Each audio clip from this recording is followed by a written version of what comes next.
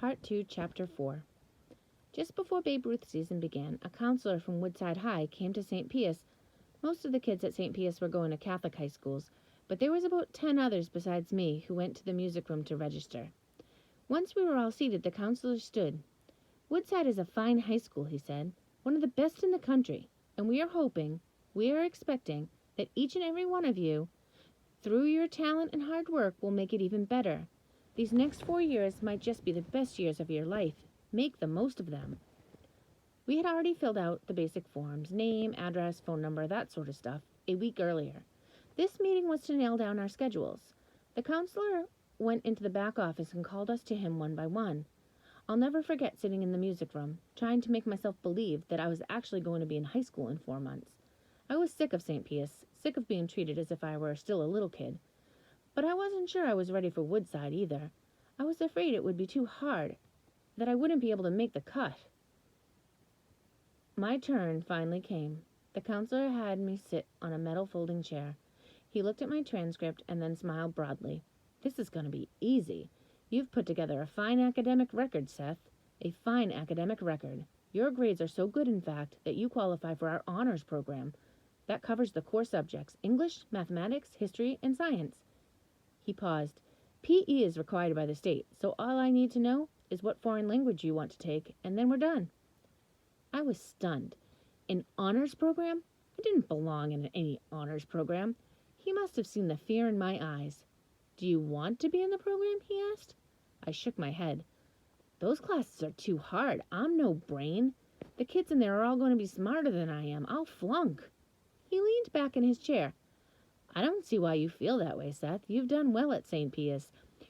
You'll do well at Woodside, and in 4 years you'll go off to Cal Berkeley or UCLA, and you'll do fine there too." I remembered a clip I'd seen about UCLA on ESPN at halftime of a basketball game.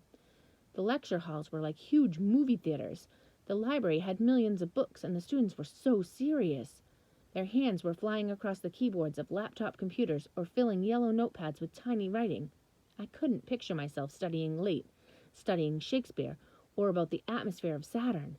I didn't want anything to do with any honors program. I felt as if I were drowning. "I don't want to go to UCLA or any school like that," I managed at last. "I'm not sure I want to go to college at all. Couldn't I take easier classes like business math or something?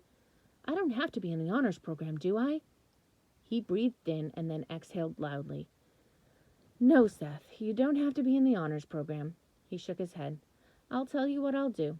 I'll make out 2 schedules for you. One honors, one a little softer. You go home, talk it over with your mother, see what she says. Tomorrow morning, sign one of the schedules and drop it in the mail, okay?" I nodded. "Okay." I put off talking to my mother until I was almost ready to go to sleep. I guess I expected her to tell me that I had to take the honors classes. I was all set for a big argument. But she threw the decision right back at me. "I want you to take the harder classes, Seth," she said. "I'm not going to pretend otherwise, but you're not a little boy. You're the one who's going to have to do the studying. You've got to make up your own mind." "I've made up my mind," I said. "I want to take the easier classes." She nodded. "Sleep on it. If you feel the same way in the morning, I'll mail the schedule on my way to work." I took a shower and hit the sack, and around 2 o'clock in the morning I woke up sweating like a pig. I stumbled to the bathroom and sucked down some water. As I drank, I looked at myself in the mirror, and that's when I knew I couldn't take the soft schedule.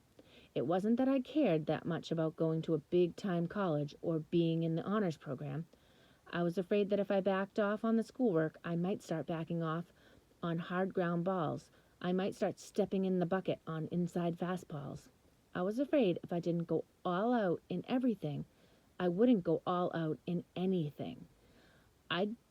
I'd go back to being the kind of guy I was before I met Jimmy, and I didn't want that. I didn't want that at all.